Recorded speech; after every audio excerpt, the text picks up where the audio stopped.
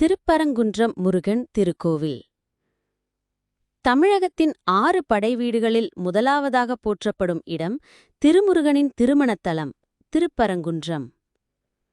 சங்ககாலம் தொட்டே புகழ்பெற்ற இத்தலம் பாண்டியர், சோழர், நாயக்கர் காலங்களில் சிறப்புடன் வளர்ந்தது. சுரபத்மனை வென்ற முருகன் தேவயானையுடன் இங்கு திருமணம் செய்து கொண்டார். திருமண வாழ்வில் நலன் வேண்டி பக்தர்கள் இங்கு பிரார்த்தனை செய்கின்றனர். நவகிரகங்கள் பின்புறம் திரும்பியிருப்பது முருகனை வணங்கினால் கிரகதோஷங்கள் அனைத்தும் விலகும் என பொருள் தருகிறது. இந்து, முஸ்லிம் ஒற்றுமையின் சின்னமாக திருப்பரங்காவும் அமைந்துள்ளது. பக்தி எந்த மதத்திலும் எல்லை கடக்காது என்பதற்கு இத்தலம் சான்று.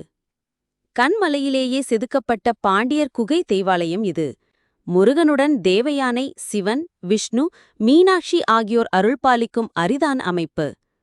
நாயக்கர் கால கம்ப மண்டபங்கள் சிற்பங்கள் இக்கோவிலின் சிறப்பு.